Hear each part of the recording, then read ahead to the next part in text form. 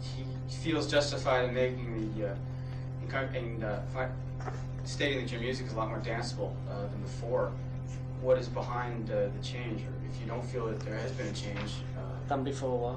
than your previous work before the most recent album? It's just a natural progression, really. We've always wanted to make dance music, and we've grown into the ability to make it well. You know, our first album was quite dancey, but I'd say in more of a punky dance way.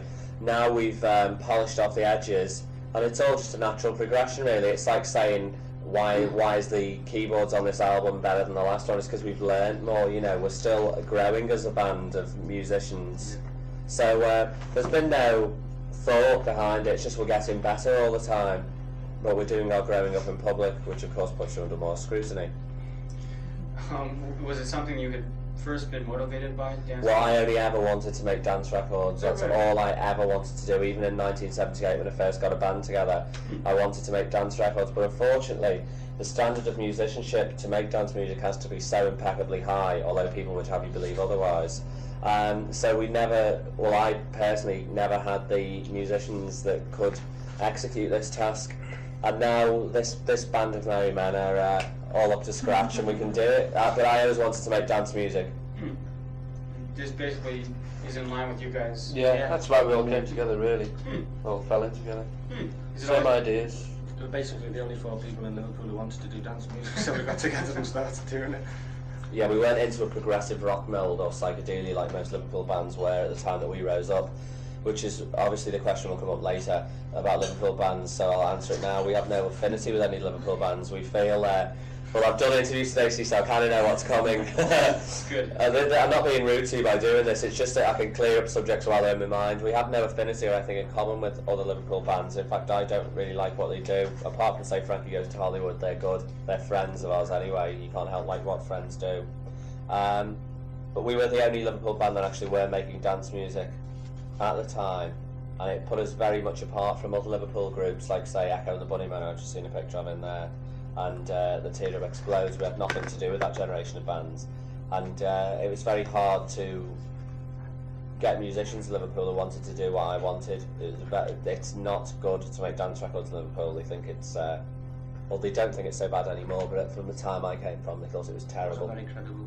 It was It's very been incredible. a four-piece rock band or we've doing psychedelic 60s music, one of the two. Is it kind of like a disco sucks mentality? That's it. Oh, Yeah. terribly so. Definitely. Terribly so. Everybody was into, like, you know, tripping out on acid, trip music and everything. They were all trying to be West Coast Doors bands, and I had no time for it, really. So in Liverpool we were kind of a gang of outcasts, really.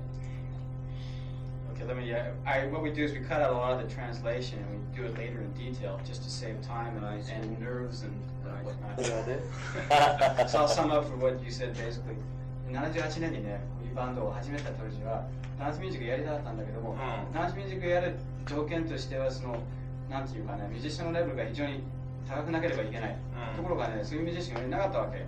で、他のリバプールのバンドはね、こうなんていうか昔のウエストコーストの音楽っていうか、ドアーズとか、あの辺のサイカデリックバンドを、そのまあ真似ばっかりをやってたわけ。でそれどうもなんかこうピンとこなくて、いまだにね、リバプールバンドについてどう思うかって聞かれてもね、ピンとこないバンドばっかりだったけども、まあフランキー、強いて言えばフランキーだけが好きなんだけども、まあそれは友達だから好きだろうと。フランキー友達なんだ。だからなんていうかもともとダンスミュージックやりたかったし、でそれはこのバンドの必然性じゃないかな。このメンバーもみんなその路線に行きたかった。それでご一緒に。なるほどね。聞かれたことがあると思うんですけども、そのダンスミュージックを狙ったっていうのはね、日常的に自分が踊ることがすごく好きだったり、ナイトクラブに行ってこう騒ぐことが好きだったりという、そういうことで狙ったという意味ではないですか？ Maybe this is something you're asked a lot, or maybe it will overlap what we were just talking about. But what was the motivation, or what's behind your liking of dance music? Do you like to go out and dance, or has it always been the only thing you listen to? Or I think it's very happy, superficial music. There's no political messages hidden in it, although people like, say, Grandmaster Flash with records like The Message are trying to get things across. Unfortunately, we don't feel worldly or wizened enough to do things like that. I see it as a music that just makes people happy and feel good, you know, although we don't actually go out. I don't go out to clubs ever. I don't think any, well, these two do. I But think it's just one of the most instant forms. You hear it and that's it. It's the new you pop. want to dance to it or you don't. it's the new pop music, you know. It's just like I can't think of a classic pop record from a decade ago, but I think that dance music is becoming the new pop, and out of this thing of dance music, there will be classic records that'll be remembered in 20 years. The way, say, the Beatles, "She Loves You" is dance. There's always got to be something new.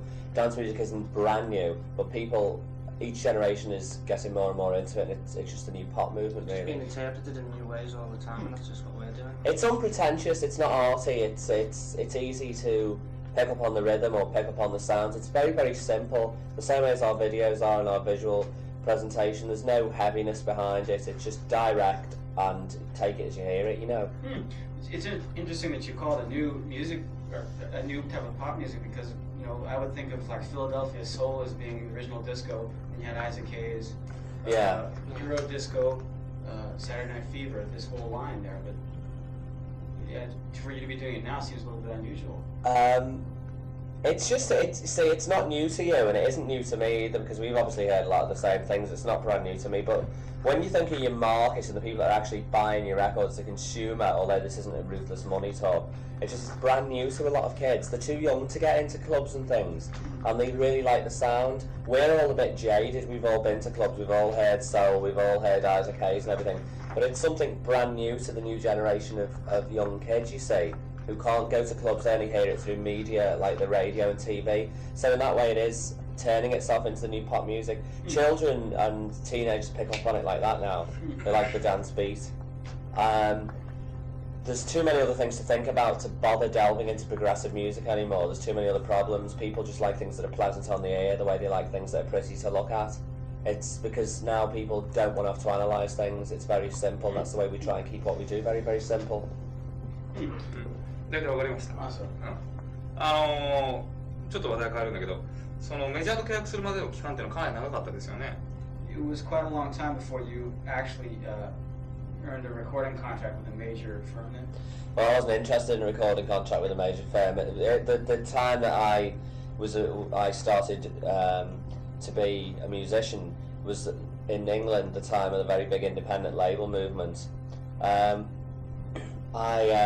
wanted to do that. I didn't want to go to a record company and be unsure of what I wanted. Lots of young bands go in and they're lost in the wheels of the industry. They're just lost because there's so many people telling them what they ought to be doing. So I grew on the independent scene, really. It was very healthy, but unfortunately you can't conquer the world on the independent scene.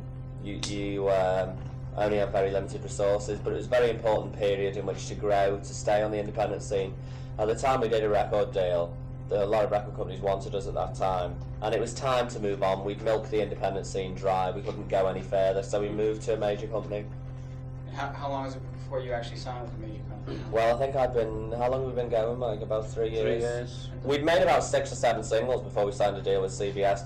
They were all moderately successful. They weren't chart stormers, but on the independent chart scene, we were always very high up. We were a very, we were a popular band on the independent scene. We used to do gigs and pack them out, and we had very little media exposure. There was a period in time where the public looked for things, the independent scene. It's not like that anymore. They want it delivered on a plate. So you have to go onto the major label. Do you think that's true? I mean, what about the Smiths? They kind of went the independent route. The Smiths are a one-off thing. The Smiths have got a lot of... The Smiths and New Order are one-offs, but still the Smiths and New Order can't conquer the world. They're not as big as say we are, but they're quite happy about what they do. I admire what they've done. I wish I could have done it like that, but unfortunately it just wasn't happening for us to. I don't know, you need a lot of organisation when you want to reach a lot of people. The Smiths and New Order they don't really worry if they don't reach anybody. They're just into what they do.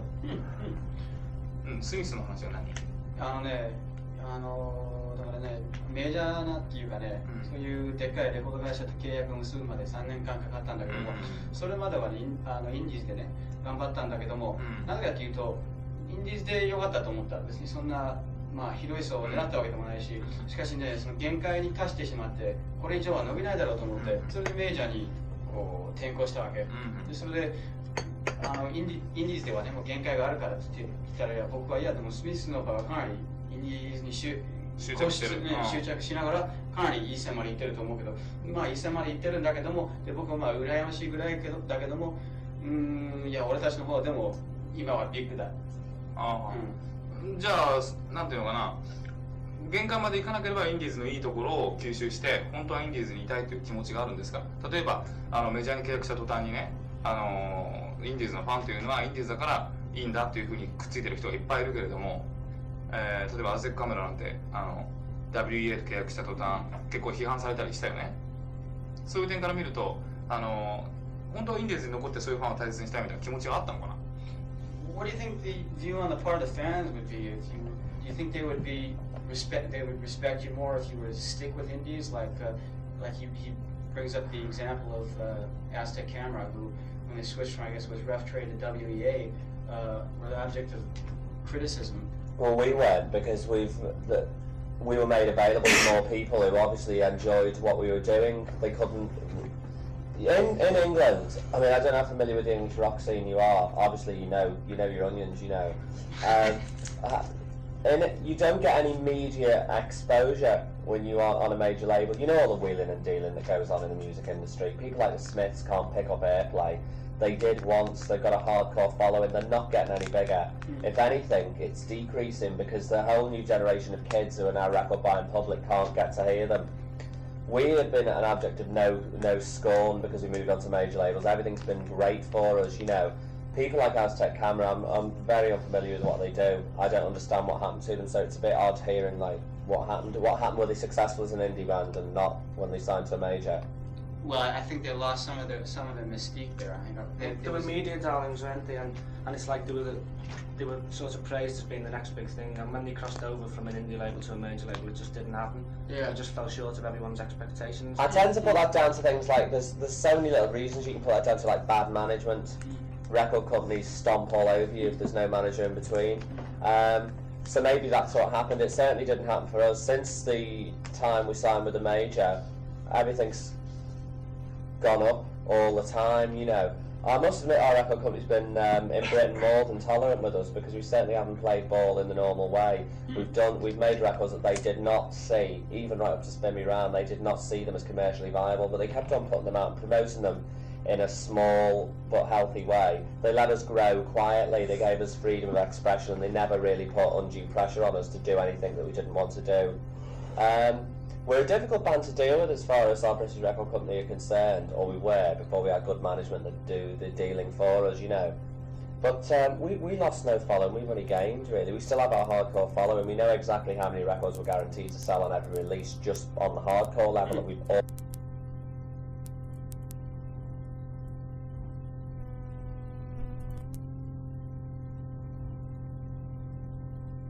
Bigger than they actually are. With this band, we've grown steadily, we've built up a following slowly and slowly, and it's kept with us all the time. So our record sales have always gradually increased. And when we went over to the major record label, we had that solid base.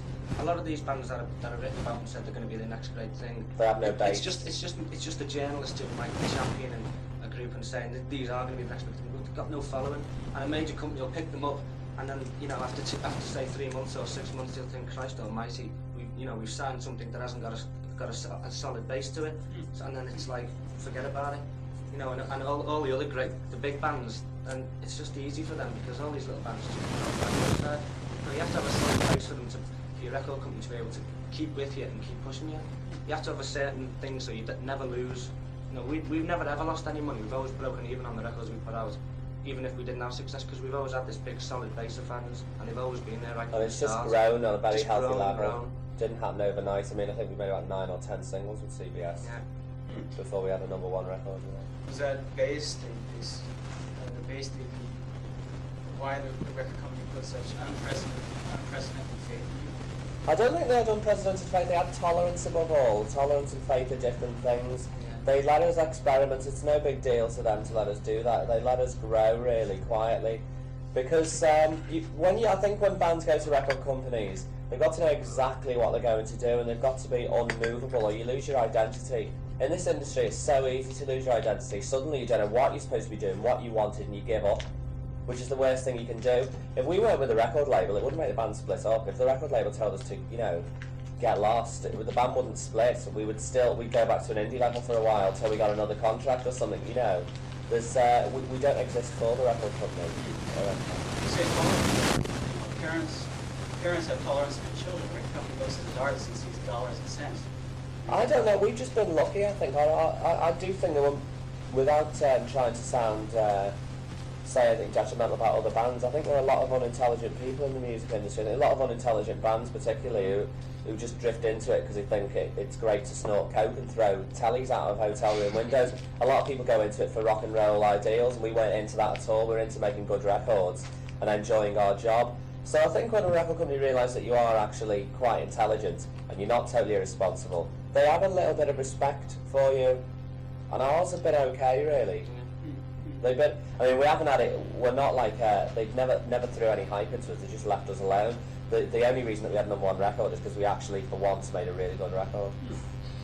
That is why it happened. It wasn't the record company like go for it, because they weren't sure. I think they were of the opinion that, well, we're not losing any money, so let's just see what happens. And what happened was that one of our records took off, and from there it's just gone on from strength to strength. We're on our 4th hit single now in Britain, so we're on a good run. So their tolerance has paid off. I never think the record company has faith.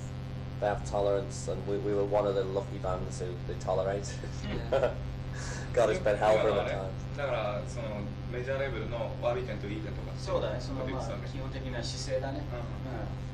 次の質問は非常に大胆な質問だから僕は思うにやっぱりあなたというのは非常にメジャーにならなければいけないと思うんですね。なんでかというと、例えばボーイ・ジョージなんかもそうなんだけど、彼のね特殊なそのキャラクターとか自分の生き方とかっていうのをそれをその世の中に認めさせるためにメジャーになる必要があると思うわけで、やっぱりその自分が変わり者であってはいけないと。でメジャーになってしまえば変わり者ではなくてスターになって、その変わった生活をしていて、変わったルックスをしていて、変わったこう成功があってもね、それを世の中に認められるというそういうメリットがあると思うわけ。そういう点はあなたにとってどうですか？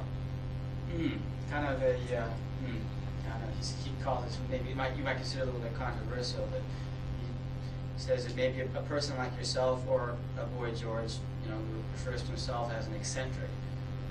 I go on, finish the question. Okay. This is obviously a more adult magazine anyway. Anyway, you'll have the option of deciding whether you want to answer or not. But he says that maybe in the case of like a person like yourself, maybe you would want to become a major act to sort of justify to people, your looks, your lifestyle. I have no chip on my shoulder, and I am under no. I just. That to me is like saying, God, everyone thinks I'm inferior and I've got to prove that I'm not. I have no chip on my shoulder, unlike somebody like Boy George. It's probably well documented in British press and to some level European press that I have a complete loathing and despise for the guy, not out of jealousy, but I think he's just a talentless fat turd. I don't wish to alienate a section of like fans because of that. I just don't like him, but I don't like things like the Nolans that you probably won't have heard of. Oh, yeah, sure. To bring Boy George into my interview is tarnishing it somewhat, but it is... We're all of the same mould, no matter what we look like. We're all the same, really. And somebody spouting off, I am an eccentric, is a pile of shit to me. None of us are eccentric. We all know what we're doing, and just because we look different on the outside doesn't have any reflection on the inside. We all have human emotions, and I just think that everything that Boy George did is extremely hypocritical. Why is that? I just think he just got his career on a complete pretense, and now it's down the lavatory as far as everyone's concerned. You can only fool people for some of the time. Honesty might not pay off in the short term, but it will in the long run, and you can't go on lying all your career. I know where the guy's come from and what he's about, and I don't wish to talk about it anymore because it brings out the crabby side of me because I'm tired. I've got jet lag and everything, but it's the first time he's been mentioned over here, and I think it was his success. They made good pop records, great pop records. Maybe in a year we'll be down the toilet like they are, but I don't. It's just like I'm an eccentric. I want success. It's a chip on your shoulder. I have no desire for recognition. I like to make records. If I had my way, I wouldn't get my picture taken. I wouldn't be in videos. I mean, you've only got to ask our management. Is that not true? I don't cooperate on that level in Europe at all. I don't want the face around, but unfortunately, it's a good tool at the moment to use to draw attention to music. But I'd rather just concentrate on the records. ボーイ・ジョージと決して比較してるわけじゃないってこと言ってる。ボーイ・ジョージと決して比較してるわけじゃないってこと言ってる。He wasn't putting on the same level as Boy George. I'm sorry if I snapped, it's just I'm tired. And also talking to you being British is like, I feel it's a culture shock at the moment. You're talking English to me as other people are doing, so it's a bit odd this afternoon. It's a bit disorientating. So go on anyway, it doesn't matter about that. One thing that I was going to mention is it's ironic because the bulk of Culture Club's fame came in America, where the looks factor didn't really matter that much anyway. It was the sound. People liked the songs. Why do you think that your career took such a spiral? Because the quality of the material dropped. Just to that. I mean, Look, we're under no illusion that looks draw attention, but you simply cannot rely on that. We're very aware that a good quality product is what maintains your career. If you don't make good records, nobody's going to want to see you anyway. What you look like is just a bonus. You can become very complacent. You can think, oh, it doesn't matter, this mix is shit, but we'll put it out because put a great cover on it and everyone will like it. You know, you can get like that, and it'll work for the short term, but suddenly it'll be gone. And it's what we're very, very aware of, not to ride along on our temporary success that we've got at the moment and just like put out crap. But he had that same attitude. I've talked to Boy George twice. He's been very sensible and very businesslike, and it seemed like the last thing he would do to put out something lousy, which the House on Fire was. Yeah, well, I don't know. Maybe they work too hard. I'm afraid I can't. It's very hard for me to answer reasonably because I don't like the guy, but they work too hard maybe doing the promotion of the product. They forgot the product. You can't do that. You can believe your own press too much, you know, and you can believe how important you are and how you can do anything and it'll be a success. I think that's basically just what happened to them. You must not believe your own press, no matter what it says, whether it says you're bad or fantastic. You've got to know yourself. You've got to put good quality records out all the time, and that's the only thing that can maintain your success. And he stopped doing that, and that's why he's... They did make good pop records though, I can say that in praise, but see, it's hard to speak reasonably about somebody who just, I mean, the guy's been a wart on my back throughout my career in the major label, so... Okay, we'll drop it then. Okay. そのボーイ・ジョージ感をボーイ・ジョージの今語り時代になりたい理由というのを言ってた。俺が一番聞きたかったことなんだけど。メジャー言ってそれはもう遠い。あ、本当？だからその世の中を変革する意思みたいな。大体それ言った。あ、本当？じゃあちょっと昔の話をしていいですか？先日ジュリアン・コープが来日したんですけど、その時インタビューしたんですね。それで、彼はですね、17歳の頃あなたと知り合いだったっていうことで、あなたと一緒に外歩くのはすごく迷惑したって言ってるのね。なんでかっていうと、あなたはその気に入らないやつ見つけると卵をバンバンぶん投げてたから困ったって言ってたんだけど、その辺はどうだったんですか？何がそんなに気に入らないことがあったんでしょう？ The risk of being called a name dropper, Don't be silly. he was talking to Julian Cope the other day, and Julian's just been over. yeah, he was over here about a month or so ago, I guess. Yeah. And he said he was a friend of yours when you were 17 or something. Yeah. He says you used to go around with a bunch of eggs and nail people you didn't like with. Oh, Julian's guy. Is he spreading nasty rumors? He's not spreading nasty rumours, it's kind of an in joke. I used to actually live below Julian Cope in a flat. We've known each other for a very, very long time. When he said things like that, it's not even favourable. We used to play jokes on people in Liverpool, on other bands and things. Julian and I were members of a kind of elite musician set. And we used to throw eggs at bands we didn't like out my flat window.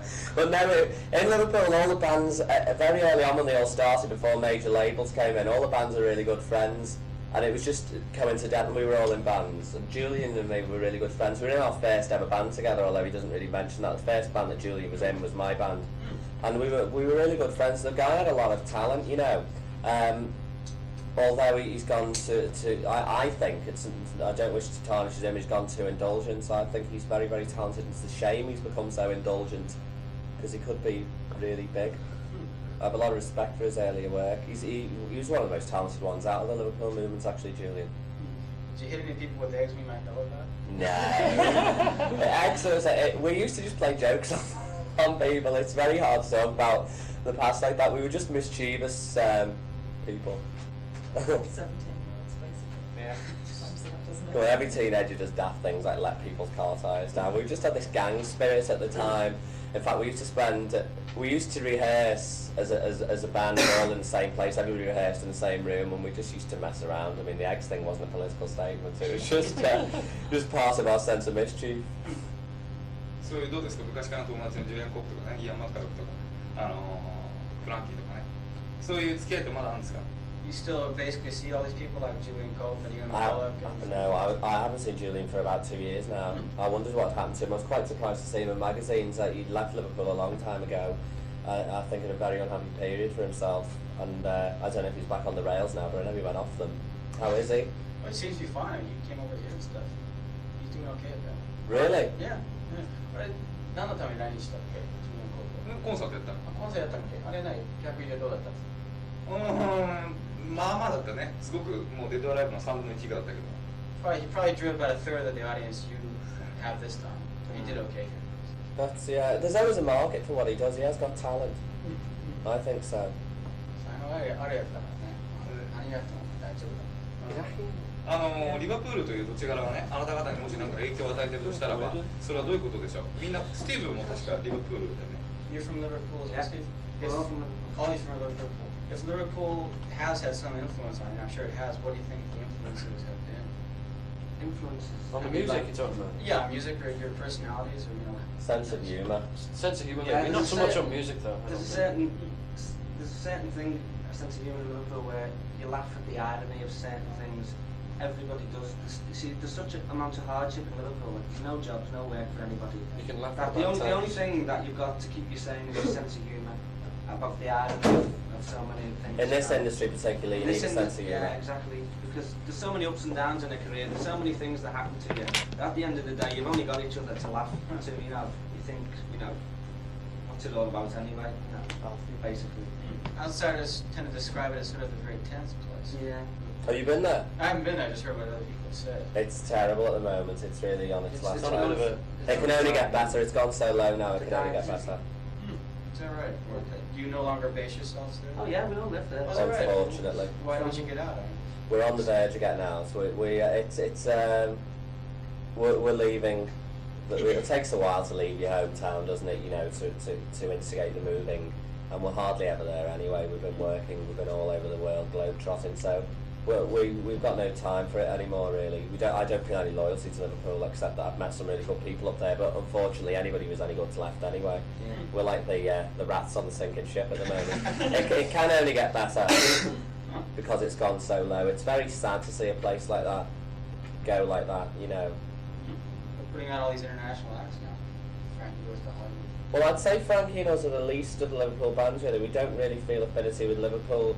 Neither Frankie or I, Frankie Goes to Hollywood or Dead or Alive had any credibility whatsoever in Liverpool when we moved out of the progressive rock mould. We weren't respected at all in Liverpool. I think the music industry is a very bitchy business, and Liverpool, because it's got a highly developed sense of humour, is bitchier than anywhere else, and the bands are very cliquey now. But even Echo and the Bunnymen are apart from Liverpool bands, although I'd say they sum up what Liverpool bands are still aspiring to be. They're local heroes, Echo and the Bunnymen, whereas we're not really local heroes. And you have some like flock of seagulls that sound like it could be from Dallas, Texas. I don't even know what they sound like. They're certainly not a Liverpool band, they live there, but they've gone out and gone for success elsewhere. You can't base yourself in your hometown and hope that success is going to come to you. You've got to move around for it, you know. I don't know if that answered the question. I forgot what it was. Christmas. まあいいや。じゃあ次ちょっとシリアスな質問ですけどね。あなたのお化粧っていうのはね、非常にその日常的にやってるものなんで、ステージに上がるときに限ってやって自分を変えるという方法論ではないんですよね。ないと思うんですよね。で、そういうふうに日常とステージを区切らないでやってると、区切らないでやってるっていうことなのかな、やっぱり。日常の自分がそのままステージの自分ということは。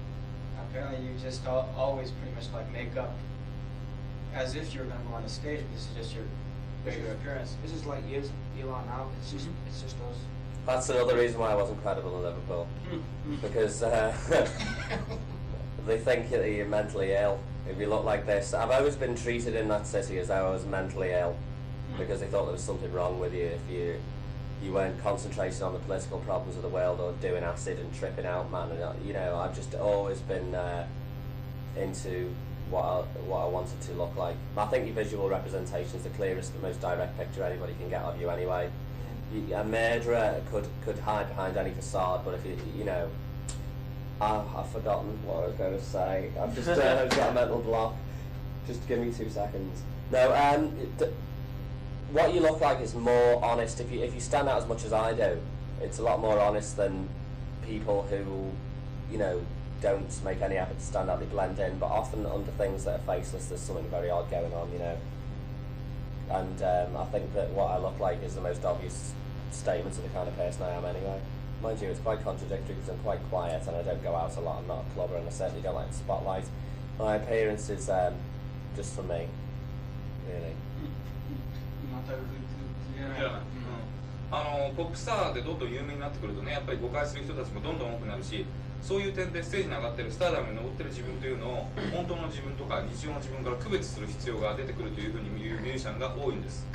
例えばスティングとかアニー・レノックスっていうのは、スティングは映画に出たりしてバランスをとっているし、アニー・レノックスは日常と区切るために、お化粧をするという、そういうことを言うんだけども、あなたはそういうポップスターのプレッシャーっていうのはないんですか？ There seem to be a lot of artists who try to make distinction between their stage persona and what they are in regular daily life. And they seem to do it almost as a means of maintaining their mental equilibrium. Dr. Sting, who says that he appears in movies as baddies to maintain equilibrium. Annie Lennox says she really dolls herself up for the stage and whatnot. How about in your own case?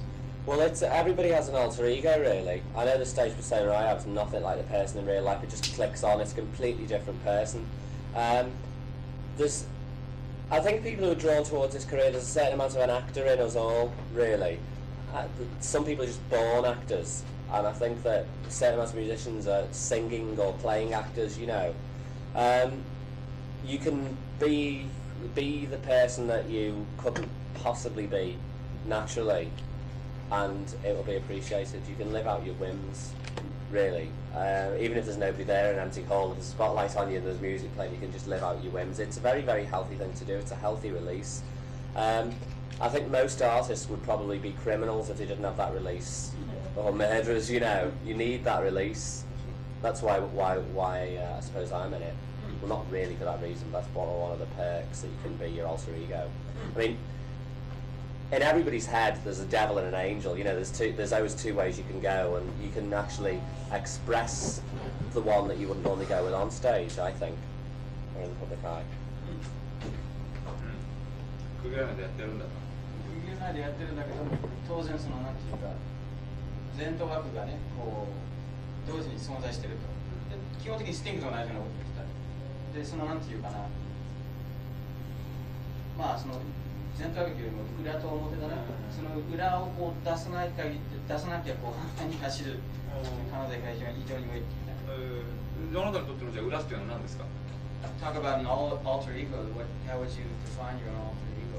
I would rather not put any definition on it. I'd rather the definition was other people's. I've never really wanted to make any impression any way of myself. I'd rather other people made up their own minds. No. For me to say it is this, it would make people, you know, scrutinise it. It's just, I do know that it's a different person that goes in the spotlight than it is that's sitting here talking to you today. それはなんていうか言葉で言い表せないっていうかね、それもご想像に任せる。あなたのこの前の3曲やったステージを見て、月曜にやったのね。それを見てすごく落ち着いてて木をてらった感じが全然しなかったけれども、それでやっぱこれが字なんだなと思ったんですよね。字。字だと思ったんですよ。それだけ。Seeing your performance the other day, I guess it was on Monday, just seemed like totally natural. There was no feeling of tension or any real feeling of pretense. Just basically doing it as you. Thank you. This is just the way you do it usually. Yeah, unfortunately we couldn't bring a live show over here at the time. There was just we're very behind on our schedules at the moment, so there's no time to bring out our live tour. It was a PA. We enjoy doing that because there's no strain. It's very, very easy. We did PAs, extensive PAs in England to promote Spin Me Round single. Is that lip syncing? Yeah, our performances, our records break through the clubs, the dance clubs, and not the rock circuit. Unfortunately, because we're a band, it's easy for everybody to throw us into the rock circuit, and it's really a place we don't belong. It's like putting us into a square peg in a round hole. It's more natural for us to promote our records in the medium that people hear them, which is clubs, dance clubs, why I prefer to do PAs than a live gig. It's very, very easy for us and very enjoyable. Whereas when we go out and do live gigs and everything, we can do it well, and you realise that probably, I'd say 30% of your audience aren't interested in what you look like, the people who go out to dance. I'm very flattered that people that our success isn't solely based on what we look like. It would be too much of a strain then. So it's odd. It was very easy to do. It's been very enjoyable here. It's been the best place that we've been to, completely. The audiences and the press in general are very uncynical. We have no cooperation with the media in England or anything because they're far too cynical and jaded. In fact, just seeing Paul Weller on the cover of that makes me think, is this the enemy of Japan? You know, is this the more serious one? Which does worry me, because if it was, I'd be thinking, well, I don't really want to be doing this. I'm not interested in people trying to analyse what we're doing. All we're interested in doing is making good records. Now we feel it's time to give something back to the kids who supported our records, let them see us, prove that we're real, that we're actually not videos. But that's as far as it goes. We have no political motives or interest in I can't think. I've got another mental block. Next question. You get the gist of what I was saying. Basically, Yeah. それいいですよ。じゃあ次の質問。その13歳の頃ね、初めてあなたが化粧して、それで自分でその化粧して変わっていく様を鏡で見て、でその時の印象はどうでした？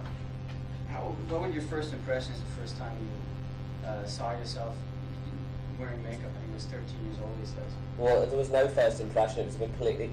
As a child, I was into painting things, and you know, there's only so many walls you can paint, and then you paint yourself. It's only an extension of painting. I don't mind sitting around without it on either. It's not a mask. I just do it for self-respect for me. There was no heavy trip. I didn't want to suddenly put on a bra and panties, you know. Kids don't think heavily about playing. You just.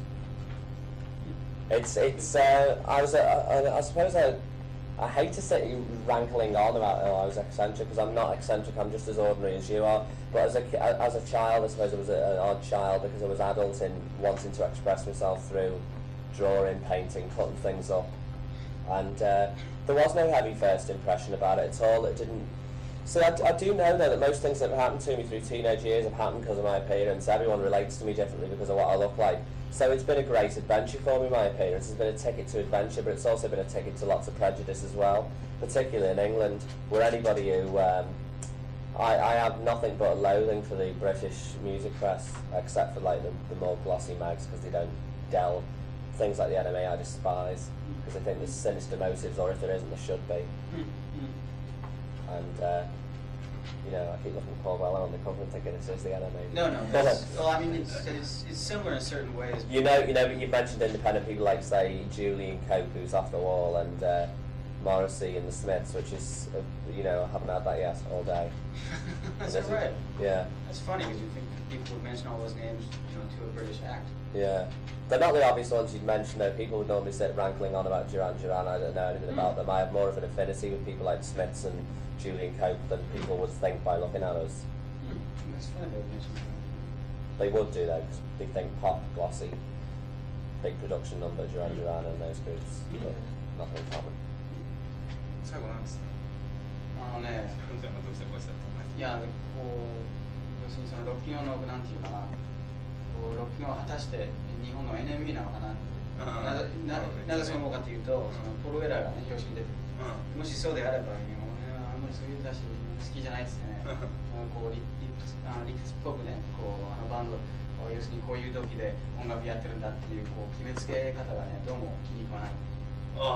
で一応いろいろ説明したんだけども、いや、なぜそう思うかというとね、今日ほら、ジュリアン・コープとかね、そういうアーティストの名前が出たんだけど、今日は初めてだっていう。今まではジュランとかね、こういうこう、もう僕はもうさっぱりわからないようなバンドの名前ばっかりがね、出たり、あるいは僕らがこう比較されたりしてね、どうもピンとこないっていう。じゃあ今ピンときたわけだ。そうだね。いうことですね。ある意味ではね。NME ってね、皮肉言いませんか？ He wants to know that Rocking On is not as sarcastic as NME. Oh, thank goodness. It's worried me somewhat. So I know that if I was in a room with an NME journalist, I'd get up and go. I just cannot be bothered with things like that, and it's... I just can't think what else I was going to say. It's just I don't like what those papers stand for and the people that they champion and the manner in which they champion them, and they would get someone like me under the spotlight because they'd think, oh great, here's a real dickhead, you know, let's make it known. I have no motives or interest in politics or anything like that. All that we were about is making records, and things in Britain are very suspicious of your appearance, and I'm so tired of talking to people about, like, they think it's like some big image concept, and we've all thought, great, run to the nearest Max Factor counter and, you know, get out, we'll have a hit record. It really isn't like that in England. It's not that easy, you know. At the moment, there's a new generation of, I'd say, pretty boys rising up trying to have hit records, and it just doesn't wash it. There's no content. Looking like this, in one way, is a help because you're under people's scrutiny. You're drawn to people's attention quicker. But when they look beyond the icing, if there's, you know, crap in the cake, you've had it. じゃあここでね、ちょっと彼あくびをかして退屈そうだからあなた方世代のミュージシャンに聞くとマーク・ボランっていうのを結構アイドルにして育った人たちがすごく多いんだけどもね、で彼に対する、自分たちのその少年時代の接し方というのをそれぞれ聞きたいんです、一人ずつ。 I'd like to direct this question to each of you. First of all, I want to preface it with the fact that whenever talking to people of your age, the name Mark Bolan always comes out as an original influence. How about your first contact with music? Maybe we'll start with you, Steve. Well, me, I'm afraid I'm not from that Mark Bolan and David Bowie generation. I'm much younger than that. Oh. I'm 23, so Miss Glam. my period's 1976, 1977, when I was 14, when I was first getting into music, and it was the Sex Pistols. You know, that was a big thing for me. Suddenly there was this thing, and I thought, oh, that's great, that's really different. And that's what sort of started changing me and making me, you know, just be more an individual, just be more myself, do what I wanted to do. That's how it appealed to me more. Is that right? Yeah. Just start with fun. Yeah. Actually, the performing as well. Did you try your hand at that? Yeah, well, I just, Hardcore. yeah, you know, you join a silly punk group and you just use it as a means to an end, just so They you get can it, play they your get it, instruments, you know. But it was a good growing up period. I had a good time. It was a good laugh, you know. You see, in the glam rock days, you use that as reference, there was a real star syndrome, and kids like us were made to feel you had to be born privileged in order to be in a group and become a musician and be on top of the pops. What punk did is just shatter all that illusion, and you realise that everyone's like everybody else, and anyone can do it, or anybody can have a good go at doing it. You know, there's no special privileges. You're not born into the music business. And so in that way, punk was influential to us all more than, say, the glam rock period. I couldn't cite Mark Bolan as an influence, although we were doing a photo shoot the other day and the music was on. I thought, oh, this is really okay. At the time, I didn't own a Mark Bolan record. But looking back on it, it was okay. I think the glam rock movement, when I look back at examples from Britain, like I think a group called The Sweet and Gary Glitter, I think it's, well, I suppose it's trash, it's okay. I didn't like it. Excessive. Yeah, I see it as pantomime now. I don't. You see, when people talk about what we're doing in pantomime, it's hard to draw any affinity. Although I can appreciate it for a laugh, I can put it on as comedy value. But then I like things like Divine. I don't even heard of Divine. You mean the actor? Yeah, so he makes records too. Yeah, that's right. Yeah, I think that's great, and I suppose that's modern day Gary Glitter. It's just at the time I was like a teenager, I wasn't interested in Gary Glitter. You know, people like that. They were no influence on me personally. What was the original?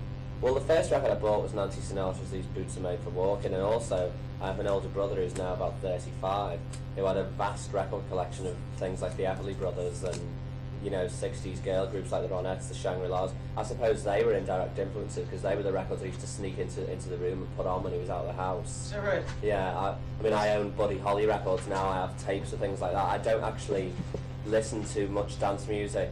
It's the same as working in a restaurant. You don't always eat the food after you've worked there. You know what goes into it. So I listen to more basic music than we make. I listen to the Smiths a lot. I drive everybody mad with some of the things I listen to. I don't go and put on, say, I can't think of who's making dance records at the moment, who you know about. I don't listen to other people's dance music. I listen to things that we don't do. It's much more refreshing to do that, or else we become very insular and narrow-minded. How about you other guys? I've never had a chance to talk to you. I've never ever listened to Mark Bolan, but I was into David Bowie. Was it Because right? I had an older brother and older sister, Roxy music. Uh-huh. That was just like the main period with me, David Bowie, absolutely. Full stop. But what Bowie period are you talking about? From Space Odyssey, Ziggy Stardust, and I stopped around a few albums later, you know. You know, Diamond Dogs, I think I stopped there. And got into something a lot worse, probably. You don't recall? Probably heavy metal. Heavy metal? For about a year. No. Oh, And then- no, I didn't know that. No, not Heavy heavy metal as you know it, but what would progressive rock. And then when the punk thing came, it was like, why? Uh-huh. Not that. It all stopped there. Yeah. Pink Floyd records went out the window. I've never listened to them. Pink Floyd are the biggest thing in Liverpool at the moment. You wouldn't believe. Oh, it's all the Pink drugs. Floyd and Frank Zappa, and along with that movement, young teenagers are doing, you know, chasing the dragon and everything. They think like it's a set amount of ethics. It's like when people listen to the Doors in '79, say they thought, oh hey man, I got to do acid. Well, now it's like Pink Floyd and groups like that, and it's very sad. I associate records like that with poor, misguided teenagers doing silly things. It's very sad that music can have that influence on people, but it does. My theory, you know, the Dark Side of the Moon is still on the Billboard Top 200, right? The Yeah. 500. Been there about a million years. Well, my theory is that that's just a symbol of the drug culture in America. You have It's to be sad. high on drugs to enjoy this. We've seen all the casualties that go before us, and it's very sad that nobody picks up on the example. I think it's very sad that in 1985 people are still doing things like that and killing themselves. It's a tragedy. But in one way, I have no sympathy because we do all have examples to look towards, and nobody should do it. Well, I mean, Mike's answer is almost exactly the same for me because we grew up together. Was that And right? we were in the same group at like 12, 13. So we were under exactly the same influences and the same records and Is that right? the same sort of Bowie stuff, you know. Was and that- They were down to school together when they were 5 years old. Groups like Sparks and things like that. Is there a Sparks? Yeah, I like those, and I like Sparks. I like Sparks. they were a good group. And there's lots of groups like that. It's not the word. It's Cock- still a group. Cockney I Rebel. know they just made a new record. To try and They make still it make great records, you know. So Cockney Rebel. Cockney Rebel, yeah, that's right. It was a band. But you know everybody, don't you? You don't know- Pardon me? you know everybody. You know all. Well, yeah, I've kind of had a bicultural upbringing. Yeah. British and American music. まあこの質問じゃ外れだったね。外れだったね。そうだね、全く外れたね。どっちか若すぎるって言うんだよね。そうみたいね。グラムはもうとにかくピンとこないっていうか、その後が強いて言えばボーイぐらい、ボーイとロクシーぐらい。そうだね。でそれでまあプログレに多少こう手を出して、で結局まあパンクで決定的な人は手だった。一番若いのはスティーブなの。 You're the youngest Steve then? Yeah. 23. まだみんないくつなんですか。27ぐらい。 23? 26, nearly 27. 27 next year.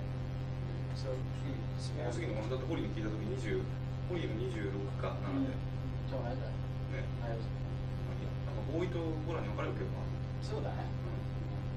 あなたの音楽、また話題を変えてですね、あなたの音楽というのはかなり非常に対外的な匂いがするんですね。で、そういうものというのはしばらくロックシーンになかったもので、逆に新鮮な感じもするんですけども、今のロックシーン自体がみんな健康ないい子ちゃんすぎるという感じはあなたはしますか？ Maybe making a mistake in judgment here, but he senses an era of decadence in your music. Oh, he's making a mistake. Making a mistake. Yeah, I mean, it's like people see the imagery, they might think, oh, hey man, this is decadence. There's no decadence, sinister underlying motives, it's just as it is. We're under no illusion, it's Just happy go-lucky dance music taken as you. and we're under no illusion that it'll be in the bin next year, we'll move on, we'll do It's something not supposed else, to you know. affect your head, it's supposed to affect your feet, basically. You know, if you want to look at it in that stupid little term. In that way, we're a very irritating group of musicians because we don't really like making anything that's got any heavy trip attached to it. You know, it's too much hassle talking about it.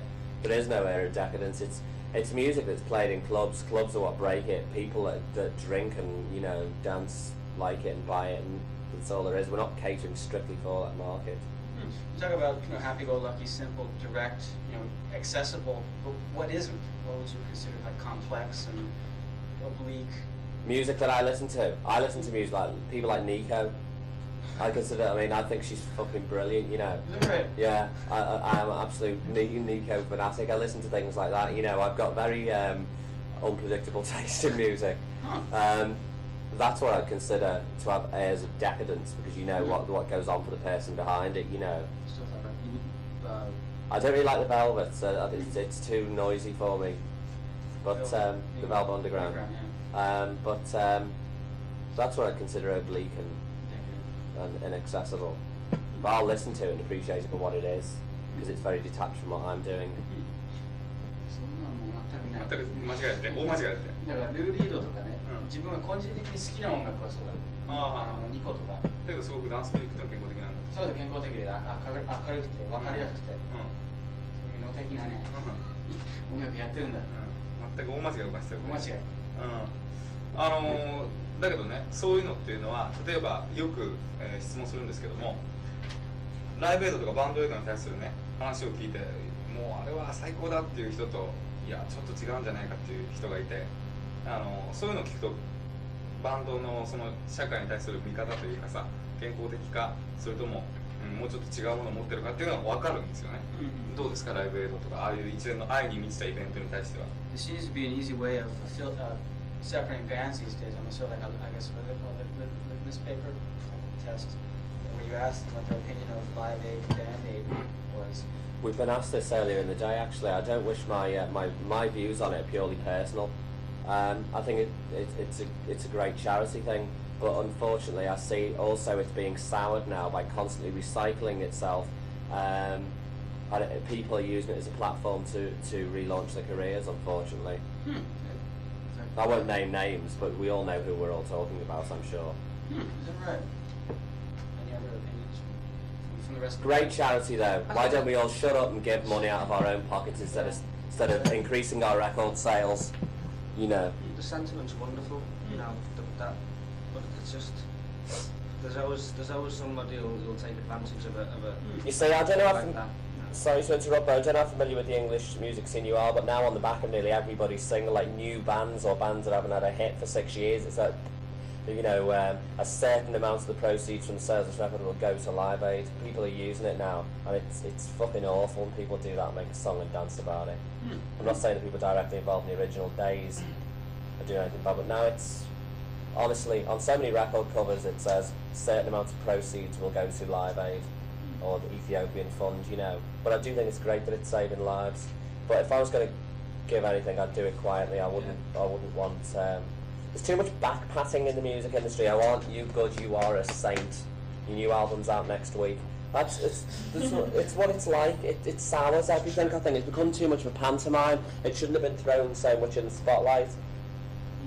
I don't mean to sound like a bitter old twat about it, because I'm really not. I think it's great, but I'm sure that you know what I mean. I think the whole thing was brilliant myself, you know. I just have to disagree. I think it was... I personally think it's much better for them to do something like that and make money that way than to give their own money.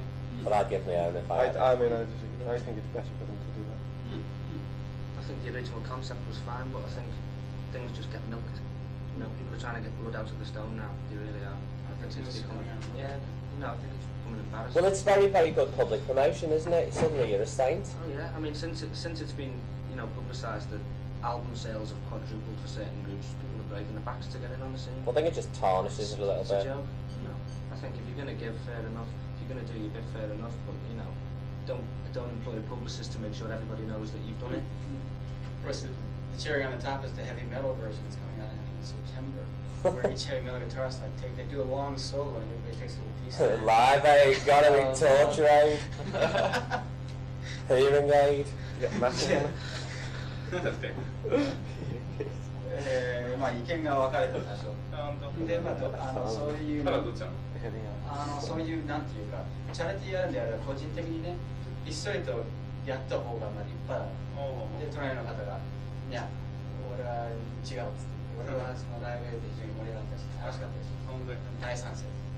じゃあ最後のラストクエスチョン。Okay. 今まで音楽やってきてね、まあ演奏している時を別にして一番幸福な瞬間っていうのをそれぞれ皆さん言ってください。I can direct this question to all of you.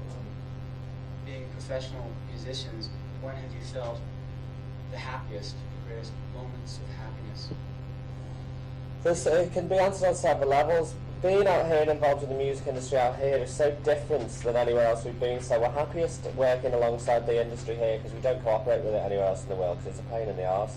Our other greatest moments of happiness was when the media in general in England tried to ignore us and stopped doing us any favours. We had our biggest hit of all, and I feel happiness that we make a lot of people really ill due to our success out there. A lot of people who think they can make or break you, we've rendered them powerless, only temporarily. You know, we rose through it, and that was a great moment of happiness for me. Knowing things like NME, I keep bringing that example up, but because this is a more serious interview, it just reminds me of NME because all day I've been sat there. Yeah. But number one in England, my happiest moment. So far, it was a great so time. far, but I don't think we've reached our happiest moment yet. I think my happiest moment is still to come. I think we do. I think it's all I don't know. I mean, obviously you'd say number one in England, but I was probably just as pleased 3 years ago when we had an independent Oh, when you singer go, got yeah, to when you go 120, into so the it's all 120, relative. yeah. But obviously you'd say, oh, because the record took so long, and we believed in that record so much, and when it did get to number one, that was like the icing on the cake, really. So it was great. It proved people wrong. Like, the happiest moment for me was 6 years ago when I could just actually become a professional musician.